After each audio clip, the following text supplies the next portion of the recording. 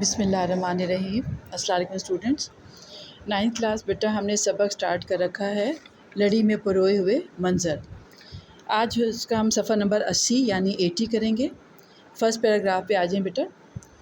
خود کلے کا قصہ یہ ہے کہ مغلوں نے اسے کابل والوں سے چھینا، کابل والوں سے اسے سکھوں نے چھینا، انگریزوں نے سکھوں سے چھینا، سکھوں نے دوبارہ انگریزوں سے چھینا، انگریزوں نے دوبارہ سکھوں سے چھینا۔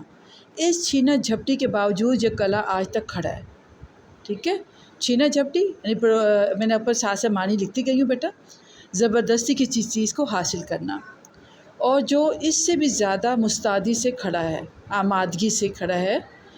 کون کھڑا ہے؟ ابھی ہم نے کس کے بارے میں پڑھا کہ خود قلعے کا قصہ یہ ہے، قلعے کا بتا رہے ہیں، ٹھیک ہے نا۔ وہ دریا پار پنجاب کے علاقے میں داخل ہونے والی گاڑیوں کی تلاشی لینے والا کسٹم اور ایکسائز کا عملہ ہے۔ کون؟ جو سب سے زیادہ مستعدی سے کھڑا ہے، کیونکہ انہوں نے تلاشی لینی ہے گاڑیوں کی۔ ہمیں یاد ہے کہ کسی زمانے میں جب ہم جیسے لوگ چھوٹے لوگ لنڈی کوتل جگہ کا نام ہے سے غیر ملکی کپڑا، بلیڈ، صابن اور سگریٹیں لے کر لوٹتے تھے تو اس جگہ تلاشی میں پکڑے جاتے تھے۔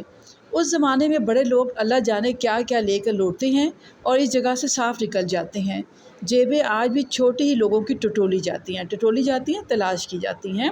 یعنی یہ طنز کیا جا رہا ہے کہ جو بڑے لوگ ہوتے ہیں وہ نکل جاتے ہیں رشوت دے کے، اور ہم جیسے چھوٹے لوگ پکڑے جاتے ہیں۔ راستے میں حسن عبدال کا پڑاؤ تھا، کبھی پڑاؤ کیا منزل، کبھی یہ شہر اتنا دلکش رہا ہوگا۔ پڑاؤ ہوتا ہے جہاں تھوڑی دیر رکا جائے پھر آگے منزل کی طرف بڑھا جائے۔ کبھی یہ شہر اتنا دلکش رہا ہوگا، دلکش خوبصورت، کہ مغل مورخ لکھتے ہیں، مورخ تاریخ لکھنے والے، کہ لاہور سے کابل جانے والی شاہراہ پر یہ حسین ترین منزل ہے۔ کون سی؟ حسن عبدال۔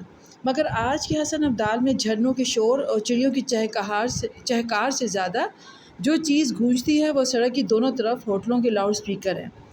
جھرنے کیا ہوتے ہیں؟ آبشار، اور چہکار چڑیوں کی آواز۔ دونوں طرف ہوٹلوں کے لاؤڈ سپیکر ہیں جن پر دن رات فلمی گانے بجا کرتے ہیں۔ ہوٹلوں کے مالکوں کا خیال ہے کہ جس کے لاؤڈ سپیکر کی آواز زیادہ اونچی ہوگی اس کے ہاں گاہک بھی زیادہ آئیں گے۔